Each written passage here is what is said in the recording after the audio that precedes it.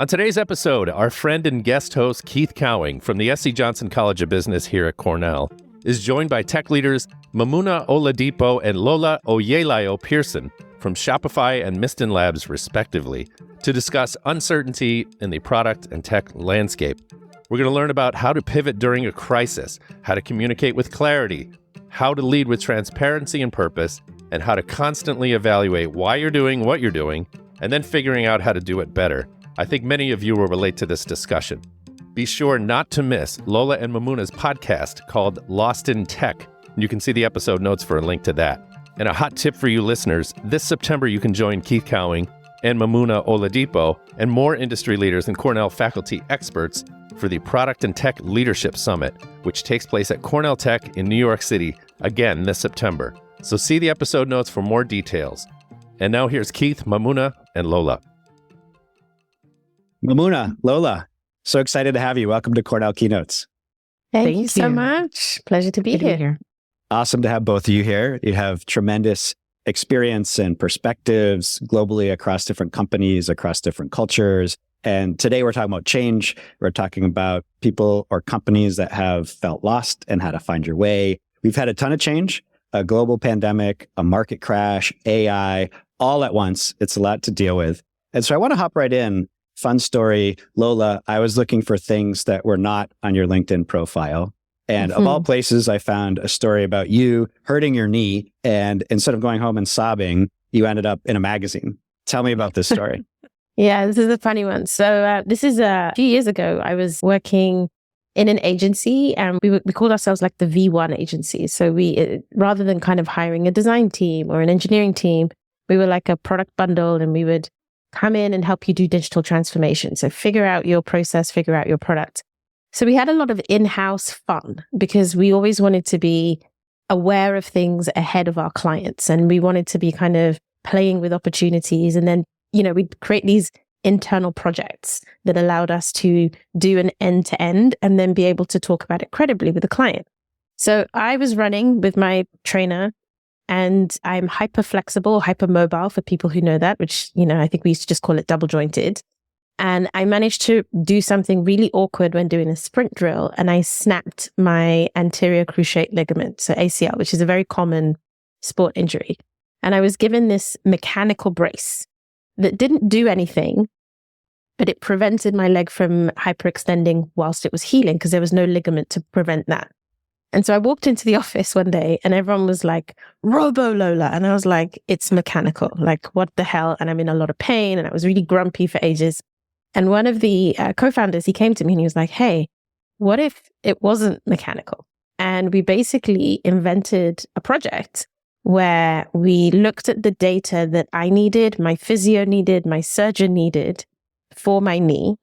And we built a basically wearable knee brace. And so it was basically tracking the range of movement I would have every day, the number of steps, and then it uploaded it to this web page. And then I could take that web page to my physio and then she would look at it and then we would figure out how to adjust my exercises and then my surgeon. And so I had a pre-surgery period that I had to do. And so while we were awaiting the surgery, we built the leg and, the team was really we had Meccano bits, we had a Raspberry Pi, we bought sensors ourselves and we welded and put the whole thing together in the office. And then after my surgery, we used it as a live experiment. And so everyone would get a weekly data update on how I had been that week up until the point at which I was discharged. And so the Runner's World approached me because a physio had been talking to somebody else and wanted to do a profile. And so I ended up in Runner's World with a photo shoot. It's very weird. I was very awkward. I'm not okay in front of a camera in that way. But it was a really great experiment. We got to have some great conversations with people like Adidas. We spoke to the company that manufactured the leg brace and talked about wearables. We learned a lot about the wearables market, the pricing of physical devices, especially tech that's always connected. And you have to think about batteries and stuff. And we never did get any work out of it for various reasons, i.e. there's a lot of long-term investment involved and it's very difficult for a startup to enter the wearables market. Actually, that was one big takeaway, is the market was locked in. But it was a fun exercise for our team in building something like that and seeing it come to life and then having a real use case. Like I did genuinely use it post-surgery as part of my like recovery and data sharing. And I've been obsessed with wearables since. And, I'm now part of the Apple family, although I resisted for a while. I think there's a great metaphor in there around falling down and bouncing back, getting back up. Oh, yeah. Finding a learning experience and something. I love the saying, never let a good crisis go to waste. Oh, what else did you learn from going through this about yourself? I mean, I think there was a lot of resilience on a personal level. The actual fall wasn't a great thing. My husband was planning to propose 2 weeks later on a holiday in Santorini, which if anyone has been to that island, well, I didn't quite blow it, but he was very annoyed that he had to carry me on the beach the morning that he ended up proposing. I wasn't aware, but it should have been a lovely walk along the beach. He was not happy with that. But I think never let a good crisis go to waste is a really good way to put it. I definitely felt much more empowered through the process because I got to build a thing. And I'm one of these people, like, I love hard problems and I love kind of going headfirst into something that I haven't done before. And, it made it easier to think about this scenario where I felt a little bit like a victim with physios and doctors. If I could go in with data that I had collected myself and say, hey, here's what my range was and this day, and I tripped and I stumbled. And so I felt, I know myself well enough to know that if the more informed I am, the less nervous I am. And that process actually really helped to kind of validate my approach to how I try and go through things in general, which is just give myself more information so I'm much less nervous and much less anxious about the situation. And just also to have a lot of fun with stuff that goes wrong. It was a very interesting 6-month period, put it that way. And Mamouna, I heard a story on your side actually about getting laid off and how that impacted how you think about yourself, how you think about risk taking. Walk us through that, what you learned from it. Yeah. So when I worked it was The Orchard, but it had been acquired by Sony Music. I was in this role for about 4.5 years or so. Very just settled in the role, kind of looking for the next thing, but just like, head down, doing the work. And I came in one day and they laid off myself and a bunch of people under me. And I was completely blindsided. I hadn't prepared anything. It was just, oh no, what is this? And that moment, I think the day of, it was like just drowning, like all the fears, all the emotions, everything just hit me all at one time. And I was like, I don't know what to do. I don't know where to start. It's like all the things I'm sure that a lot of people today are feeling just with the current climate.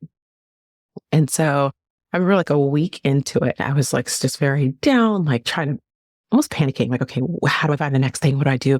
Just frantically thinking about, those next steps. And I was talking to a friend and he was like, you're lucky. And I was like, what do you mean I'm lucky? What are you talking about? And he's like, you know what it feels like? That's it. Like, you have nothing to fear here. You're done. And I was like, no, like, what does it mean? And after some time, I processed like what he was saying. Basically, he was saying is like, you now have gone over like that hill of the unknown and it's known.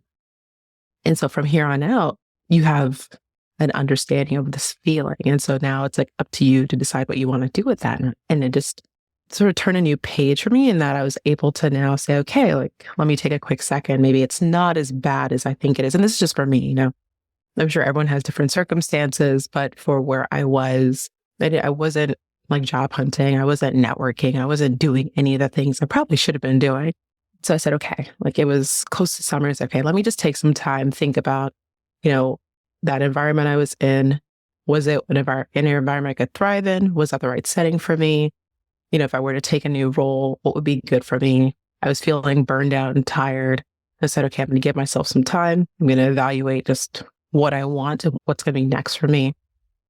And that was just a good reset. And I think maybe the dangerous thing about that is that I now have no fear of that.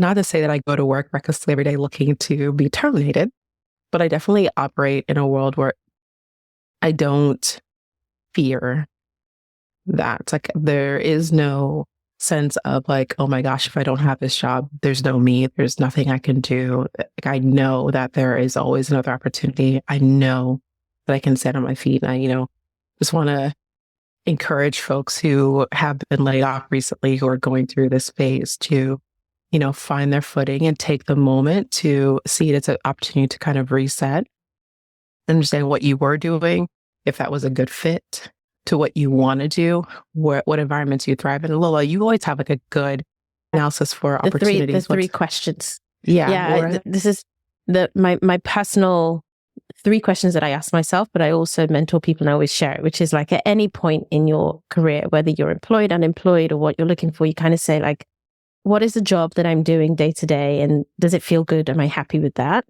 What is the environment that I'm working in? And do I like that environment? Am I happy with that? And what's the growth trajectory that I can see in front of me? And am I happy with that? And the answer to all 3 questions won't always be yes.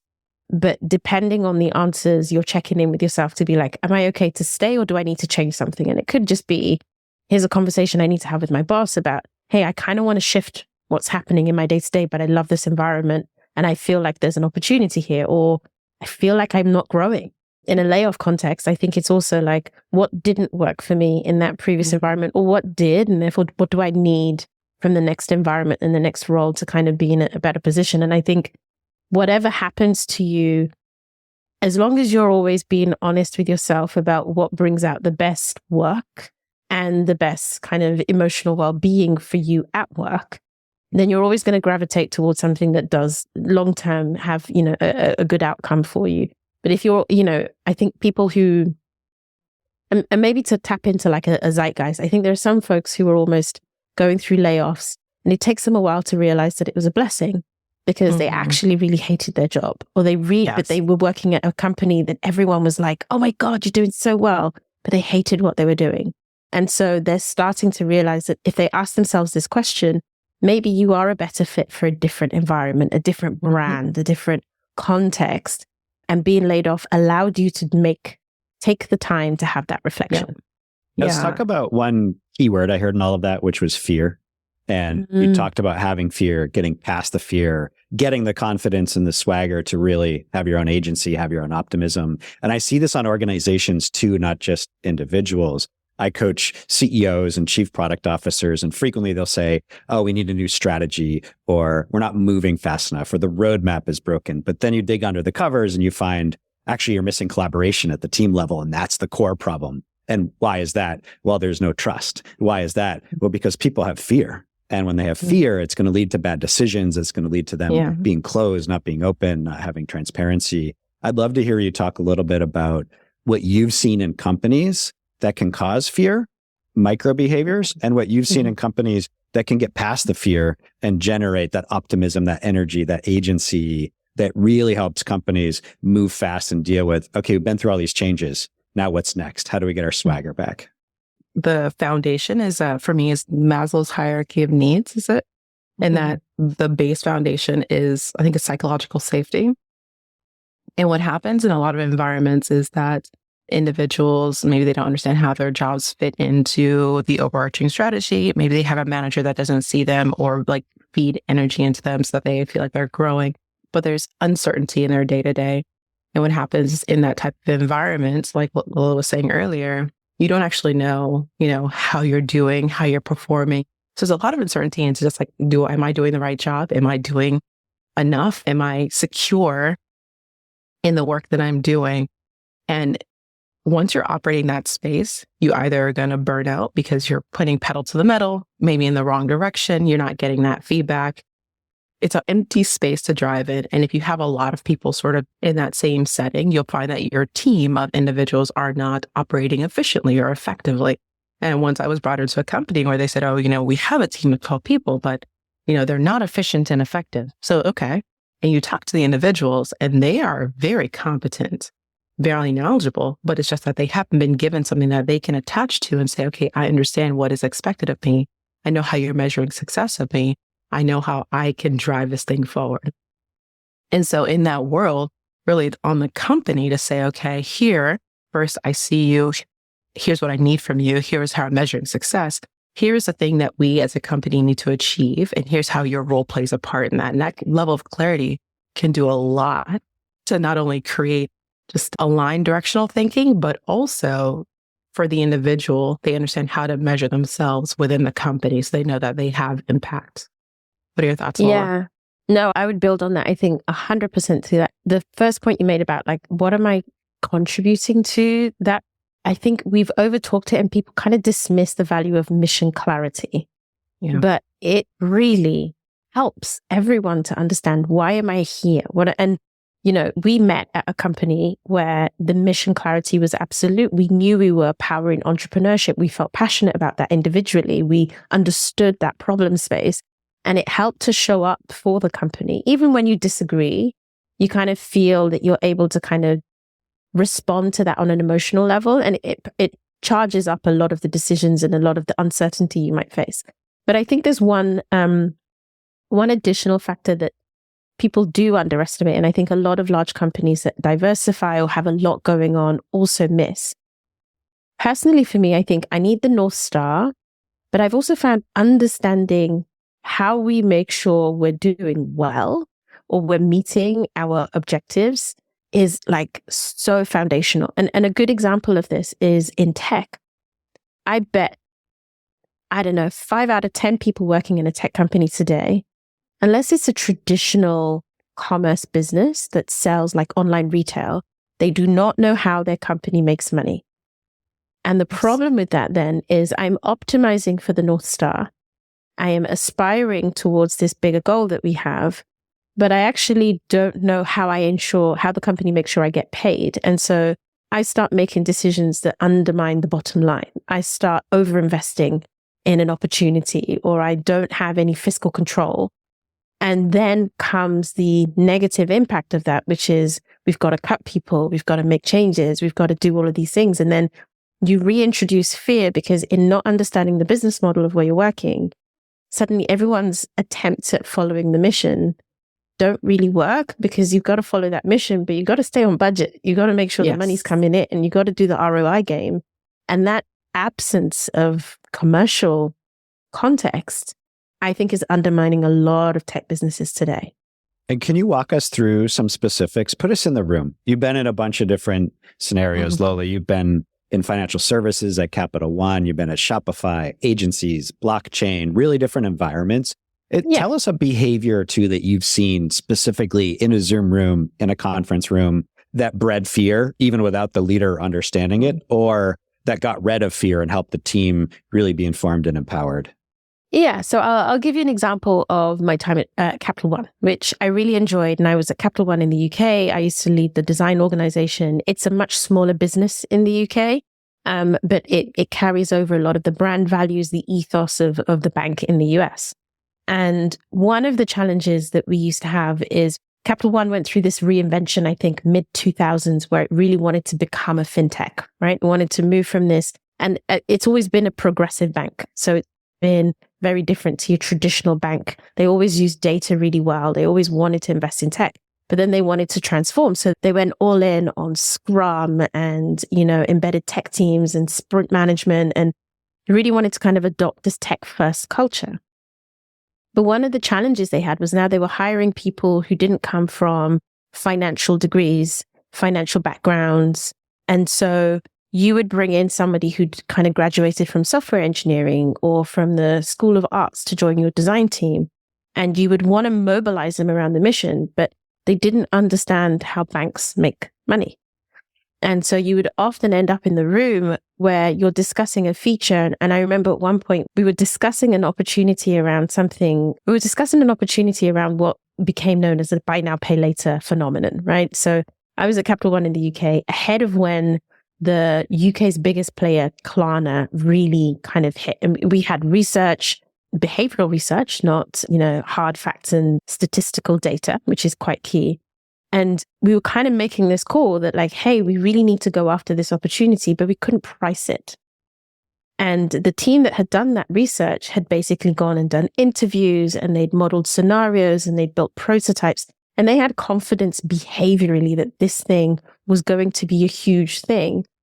But they didn't understand that Capital One as a business basically makes every decision on margin. And so you have to build the business model first. Then you build the customer interaction. And they did not have that foundation. They did not have any of the kind of financial plays and the upside downside planning that was expected before Capital One takes a step into a new business area and launches it. And because of that, Capital One said no. And within a year, Klarna was huge in Europe. And I remember talking to the UK MD at the time when she was the head of marketing. And I was like, this was a really big moment for me personally and why I chose to leave, because I felt like we had misaligned people who didn't understand the business model and didn't understand how to get a decision made, but they were really passionate about the opportunities, and it created this dissatisfaction, and it just made for like really negative pushback. And I know some of the design researchers had spent a year on this product. They'd really invested time in it, but this inability to do the business modeling totally removed away the value. And they just felt, and there's no one person to blame, but I think Capital One kind of reset. At the time we reset. And so every new person had to spend like a week understanding card business modeling and like, how do credit cards make money? How do banks make money? What are the ways in which the company considers bets, and how do they build risk models? And then, from a design perspective, we had to think, how do we as designers put behavioral research into data-based financial modeling so that we don't look like the idiots in the room next time when we're talking about an opportunity? And it was a huge learning curve, but for me it also was kind of, this is not the right environment for me personally. I didn't want to do everything based on risk management first, but I respected that that's what worked in that organization. And if you didn't align with that, you probably weren't going to be successful there. And I think in every environment, the same thing plays out. And it sounds like a missed opportunity. And then the organization learned from it, and there was some amount of evolution. Mamouna, you've also had a great set of experiences. You have a global perspective. You've lived in many countries, many continents. You've been at places like Shopify and Kickstarter, the US State Department, Bloomberg government, et cetera. Give us an example on the positive side here, something that a leader did well, a behavior that got people to not act out of fear, but act out of optimism and agency and be able to take the right risks. So I wouldn't say that the two were coupled together, but I've worked in environments where the leader, CEO, whoever it is, clearly articulated what it is we were there to do and how they were looking for us, or how they were measuring us to be successful. So it was that it just trickled down. So they had clarity in the direction we were trying to go. And then their direct reports had clarity, and that just kept going down. And there was a lot of, I don't want to say education and training, but there was a lot of material available made to individuals to understand and connect at that level, at all levels. So we could read what the CEO was reading, what their director C-level was reading, and ask questions. In that environment, you have folks who kind of like push and say, okay, well, why are we taking this direction? Why are we taking that direction? And people, while they may not have agreed with the direction, they felt heard in that they were able to ask questions. So there was that disagree and commit, and people were empowered to take steps, make suggestions. Okay, I see you're looking at this metric. I have some ideas on how we can move it forward. And folks could say yay or nay. And so in that environment, it's almost like it feels two-way, even though the CEO said it's setting the tone and saying, hey, here's what we're doing, and this is who we're doing it for. This is how we're measuring it and whatnot. Individuals at the bottom still felt that they were having some agency to ask questions, drive direction, influence the roadmap. And so that's important, in my opinion. I've worked in places where the CEO did not have conviction in direction. They were not sure how to measure success. And really, folks at the bottom were saying, hey, I have all these ideas. Let's put this as our metric, and every, different teams measuring success. And it can get very chaotic. And in that world, you have the CEO growing frustrated, stakeholders, board members, et cetera, saying, hey, what's going on? Then the CEO saying, hey, this team's not efficient, or, hey, when really it starts at the top for that lack of sort of glue. And so in places I've worked that have created that stability, it has been that at the top, there is clarity, there's decisiveness, there is communication, clear communication.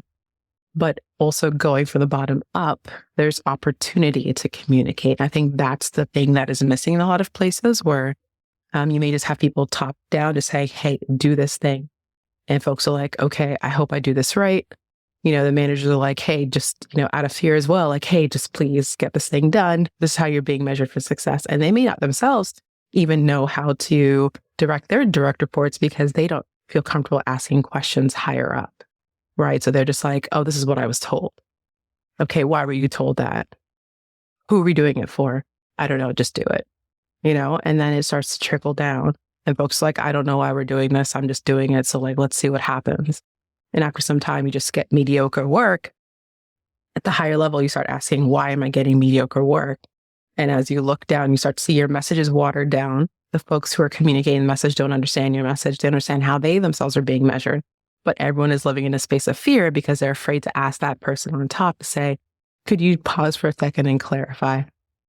Let's tease out that dichotomy a little bit. Leadership is full of dichotomies. One of them here is clarity and conviction, but also empowering people to ask questions and saying, I have some of the answers, but not all of them.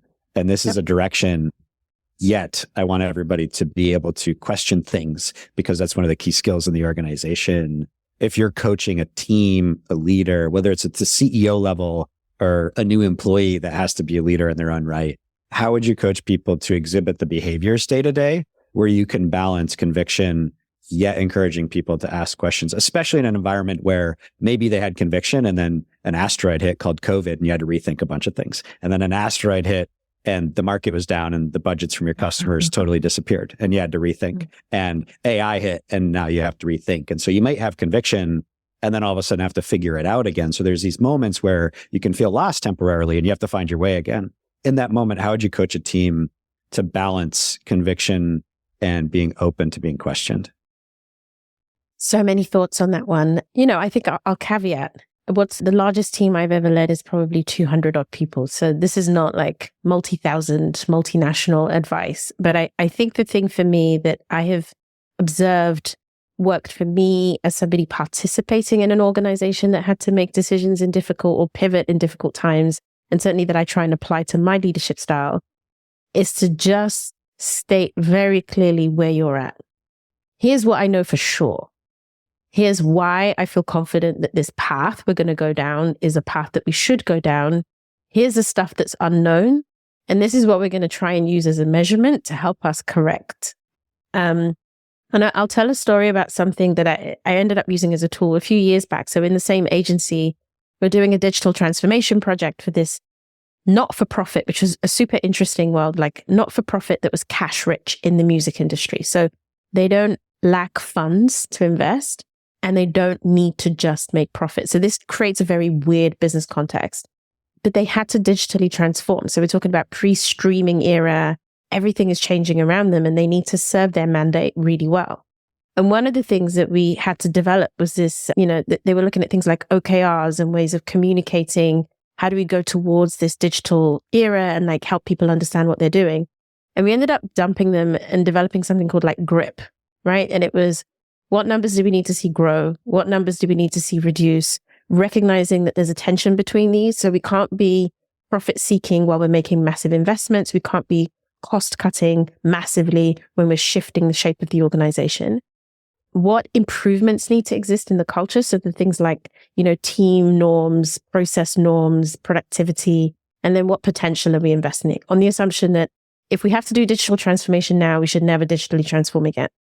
And this kind of GRIP view of like metrics, it ended up working really well because at the senior level, you could set 5 to 10 things across those 4 categories that really matter to you. And then you could hand it over to department heads and they could take those 5 to 10 and then interpret them still inside the GRIP. And they could say, well, my version of helping to grow that number is probably focusing on these 3 things that are in my control. And as much as it was like a painful exercise and everyone was like, where did you read this? Is there a book? Can I go to do an online course? Do you have a YouTube video? And I was like, we just made it up in a workshop last week. So we're going to work it out. It did still allow for that clarity of we care about these things at the top. And as Mamuna was saying, each department then being able to say, okay, well, this is how I'm going to contribute to that. And I think from a leadership perspective, putting something out there that people could understand how it worked, as imperfect as it was in many ways, and make clear decisions, it really makes a massive difference. And so I always try and be exactly the same. GRIP doesn't work in every environment, just like OKRs don't work in every environment. But as long as people know how your decisions were made and what assumptions you have and how they can ladder up into that, you're probably helping them to feel safe in decision making. And then failure becomes a collective thing. It's like, well, we didn't have the information we now have. And so we need to change path. And I think one of the misses, if I can, not that I'm controversial on purpose, one of the misses in the post-pandemic era that I think a lot of tech companies did is we were in this weird grow for growth's sake period where it felt like if you weren't growing and hiring, you were doing something wrong.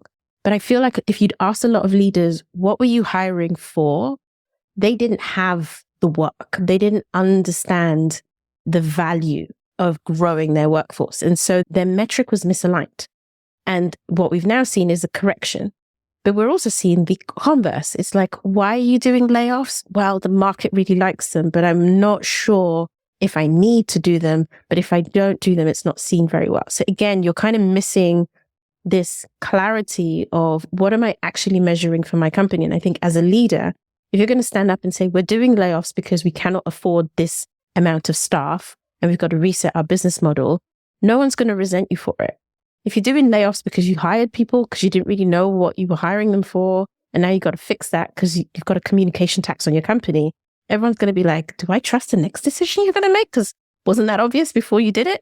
So I think that clarity is the leadership quality that I think I'm looking for personally, and I try and aspire to. It's like, you can make good and bad decisions, but as long as it's really clear why, and you've got a way of helping people contribute to that, you're probably doing it more right than wrong. But you're always going to be wrong somewhere, I love how you call out leaders being really clear on this is what we know, and this is what we have conviction in, and this is what we don't know, which accomplishes a few things. One is trust. You generate trust when you show people what you know and what you don't know. Another one is it helps people put energy into the right things, where everybody in your team, they have a lot of context and they're there because they're intelligent and they're hardworking, but they don't know where to put their energy if you don't tell them. Yeah. And a lot of people have had bad experiences where they question something that leadership had conviction in, and they just told them to go away and shut up. And that experience leads them to not want to contribute in other areas. But if the senior leadership says, we don't know this, we need your help, then you can take your energy and you can apply it in a good way versus just bottling it up. And that can be really productive and create a facilitation of healthy tension on the team. And if you have no tension, you're not going to get anywhere. If you have unhealthy tension, it'll get toxic. Somewhere in the middle is this healthy tension. What have you seen leaders do to facilitate healthy tension and debate on the team?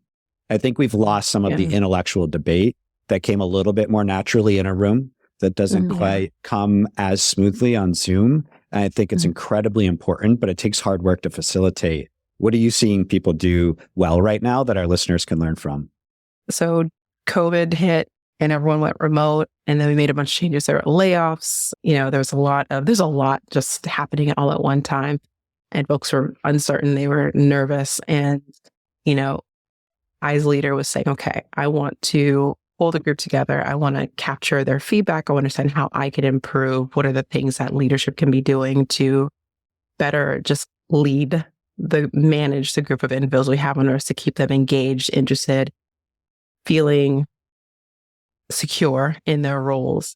And then we're getting into a room, and I was like, okay, here's where we are, like trying to take a Lola's approach there, but I had not done this before, and it was remote. So it was kind of awkward for me because it was the first time.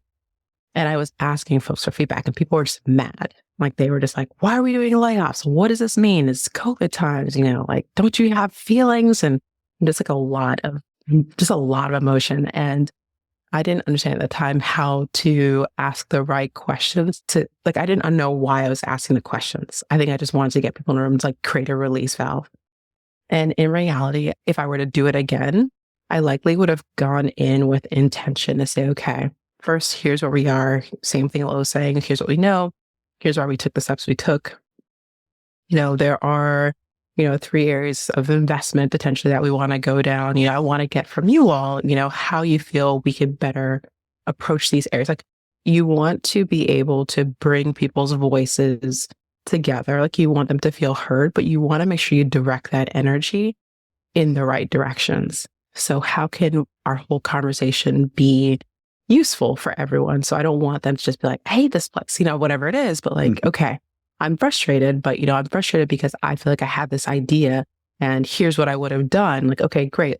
Pour that into what we're looking for. If we're looking to move into a new direction, if we're looking to pivot, what are you all seeing? You all are doing the work hands-on, you're doing the research. Let's all use our collective energy and put it towards, bettering the company. And I think having people feel like they have an outlet for frustration, but an impactful voice is important, and helping them form that impact, I think, is the important thing. So asking very direct is not the word, but asking the right questions is going to help people understand how you are looking for them to use their voice in the company. And I think that emotional safety is foundational to having tension work in your favor versus against it. Because, again, for me, one of the things that I always value is, I think it's so important to disagree. It's so important that you can say, I see what's happening, but I have a concern. I have a question. I see a risk. I don't agree. And then to be able to have a genuine discussion about it, and then to be able to arbitrate so that either you've added input that somebody can be like, do you know what? We're going to add a mitigation for that. Or you're going to disagree and commit, but you feel heard. And there is somebody we both used to work with. He encapsulated the framing. He gave it a phrase, really effective phrase that I now use in my role, which is this concept of clean escalations, right? Sometimes you're not going to agree that this is the right way forward. You're going to, whether it's in a product team, you're all kind of arguing the bit about, but this, but that, or this happened and we've got delays, or this is going to impact this and it's going to reduce the amount of revenue. And there are so many things, and you just need one decision that allows you to move forward. And being able to tap into the concept of a clean escalation. It's not your fault. It's not my fault. We are not going to lose our jobs because of this, but we do need to escalate in order to make a clear decision that we can move forward with. And that clean escalation, that concept allows you to say, you can do it without personalizing it. You can do it without being overly emotional. It is okay to be passionate because you clearly have to go and escalate. You've decided that this requires an intervention, but it still allows us to say, whatever the decision is, we escalated well, so we can move forward well. And I think allowing the emotional safety that exists as an undercurrent to be supporting the concept of constructing tension in an organization, it's like the holy grail of anywhere anyone wants to work. So I can come in, I can do my job well, I can disagree. I sometimes will disagree and commit. I sometimes will advocate very strongly for what I believe, and I don't necessarily fall into this trap of being made to seem aggressive or angry or upset or emotional, because everyone does it, because it's nurtured as a good way to do our jobs. I think that's what we're all aspiring for. And ultimately, the companies that do that well, I think, are probably navigating this particular time frame with less trauma and less like swings.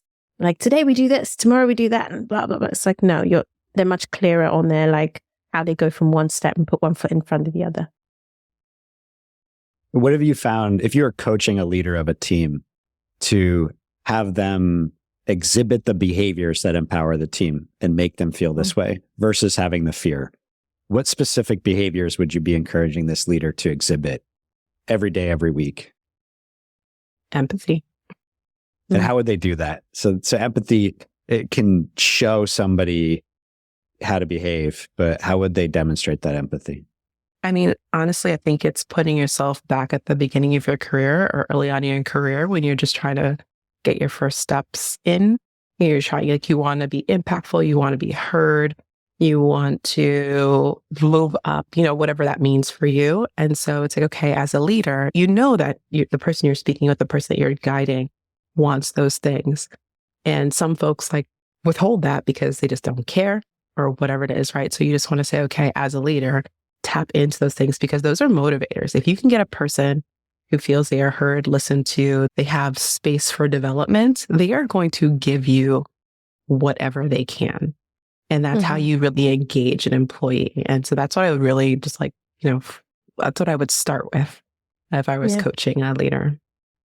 Yeah, I think I would build on that. If you're a leader in a small organization, small team, small communication tax, then just invest the time in connecting with your team. The larger your company gets and the bigger your teams, the more one-to-ones become inefficient. But if you've got a right-sized team, one-to-ones done really effectively, or group meetings, team meetings regularly, where you talk about what are we working on? Why are we doing it? Make your decisions transparent. Invite people into product reviews who aren't working on that product, but they can see how you're making decisions and asking questions about someone else's work. So they get to know how you apply your judgment. They get to know what matters to you, and they get to understand what you're thinking about on a daily basis. But also in a small environment, you're accessible. In a large environment, I remember when I joined Shopify, I was due to work in the office, and the pandemic, the office locked down the Thursday before the Monday when I joined. So I started leading a new team in a new country completely remotely, working from a tiny house. But very quickly, I started recording videos because it was a very large company. And so every week, my team could expect a ridiculous 20-minute video from me, sometimes wearing a headscarf, no makeup, on my phone, on the couch, Sunday night. But they didn't know me, and I wanted them to get to know me. And there were so many that I had to do a one-to-many. And so these videos became a way of sharing what I cared about, what I was asking questions on, what I felt mattered, my observations on what had happened the previous week. And eventually we didn't need them anymore. But I think that concept that as a leader, you need to be accessible, your decision frameworks need to be accessible, and the way in which you respond to queries and questions need to be accessible. Whatever that looks like in your organization at different sizes, that's what you invest in.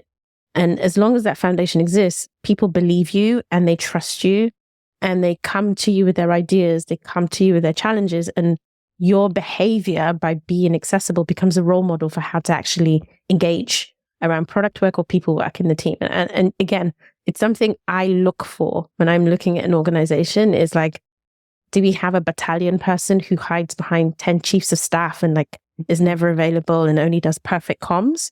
Or do you have somebody who feels available and is clearly part of the team and is constantly talking to the team? And the difference between those two is a massive decision vector for me personally. I love how on that you got at two things. One is sharing yourself and one is sharing your reasoning, where it's incredible how powerful it is as a leader when you share why you're doing things and how frequently people don't, just because it takes time. And it's easy to assume that everybody has the context because as a leader, you have so much context. And a lot of times the people on the ground don't. And when you go out of your way to communicate that, we have this natural instinct to fear the worst. And if somebody doesn't explain why, you just assume the worst. And I don't know why, but it's very consistent part of our evolutionary minds.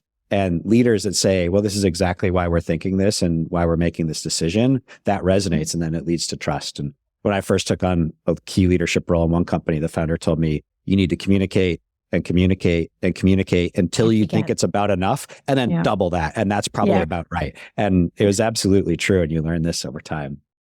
Mamuna, you had something to share? I was just going to say really quickly, I like applaud what Lola said there, because one of the great things I think about like having a well-oiled machine or a ship that's running efficiently is that everyone knows what to expect. And so the quality of work becomes, raised just naturally, because before you get into a room, people know, okay, these are the types of questions they're going to ask me. This is the structure, like whatever it is, they know what to expect. They know what you care about. They know how to present the information. And so that just takes a lot of the questioning in their day-to-day out of the normal, and they can run faster, which is great. And we do not like the popular, this is my decision, the kind of the example being set by some very famous tech leaders at the moment that, it's kind of my way or the highway, I think is so toxic, because there are a lot of really successful companies that have run for years on a much more accessible leadership model that is way more effective. And I think as a role model for people developing their leadership skills, you don't want to pay attention to that, like, mandate and rule thing. It really, most of the time, doesn't work. Anyway, well, it's good to pay attention to it because you know what not to do. What not to do, Now, final question for each of you. We've talked a bunch about how people feel on the team and whether it's fear and uncertainty, or if you're giving them conviction and energy and optimism and a sense of agency, and how much that changes the outcomes for a company. Whether you're a big company that's moving slow or a small company that just has to find its way again. The two of you have a podcast called Lost in Tech. I think you can read a lot into that from a naming perspective. People will, at some point in their career, feel lost. Organizations will, at some point in their evolution, feel lost. And the question is, how do you find your way and how do you come out of that? And how do you do it with the right leadership? And so the question for each of you is, if you're an individual feeling lost, what advice do you have? And if you're an organization feeling lost, what advice do you have? Yeah, I mean, it's probably one and the same, but as the individual, I would just make sure you understand who you are and what motivates you at the core. It sucks to be in a job that you dislike or that misaligns with your values. And so having clarity, just like if you're going out to date, like having clarity in who you are, what your values are, what's important to you is important. So you know what to select, who to choose. As an organization, knowing who you are, what your values are, what types of individuals are going to be impactful or going to thrive in your environment allows you to hire well. So you understand, okay, generally folks who are okay with remote or not okay with remote that need constant meetings or ICs and can be individuals and not come into meetings, whatever it is, what your company's footprint looks like, what needs to be true in order for someone to be successful. If you can have those things clearly articulated within your company, it's communicated down. Folks know if they're going to be successful, they know who they're going to hire in order. I'm going to just mess that up. I'm going to reset that for the organizational one really quickly. So then on the other side as an organization, the recommendation would be for you to understand who you are, what your values are, what types of folks can thrive in your environment. So that when you are hiring, you hire fairly, you know who you can select to be impactful within your organization. Yeah. I think individually, my advice is a bit more maybe on the spiritual side, but like go towards what really brings out the best in your skill set. I think some people might be like, I don't know what my skills are. Start with what you're interested in. Start with the content that you find yourself able to spend the most time with. We are fortunate enough that you can get jobs, especially in tech, with, less experience, but a lot of initiative, right? If you've applied yourself to learning something and acquiring knowledge because you're really passionate about it, there will be an opportunity for you as long as you're honest with yourself and going towards that. Faking the funk on something that you don't really enjoy, I think there's a limited amount of time that's going to buy you. And certainly resting on your academic credentials only also don't get you that far, because there's a lot of us with all the degrees in the world and that's not enough to get the right job. So really moving towards what motivates you and brings out the best in you. I think if you're lost in tech as an organization right now, you need to go back to your fundamentals. Know why you exist, know how you make sure people get paid and the lights stay on, and really understand how you move one foot in front of the other in order to maintain the right balance in those two things. Everything else is probably a waste of your time. The 0% interest rate era is gone, so you're not going to be the next Uber, and there are a lot of questions that an investor or shareholder or an employee will ask of you these days.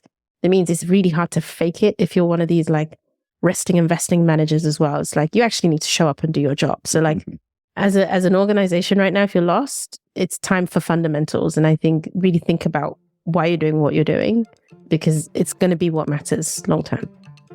And then share that repeatedly. Yes. Please. Tell us all. What a great note to wrap on. Mamouna, Lola, it's been a fantastic conversation. Thank you. And thank you so much for sharing your expertise and your knowledge. Been a pleasure. Thank you. Thank you. Thanks for listening to Cornell Keynotes. Check out the episode notes for more information on the Product and Tech Leadership Summit that takes place this September at Cornell Tech in New York City.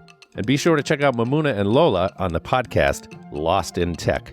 Thank you again, friends, and subscribe to stay in touch.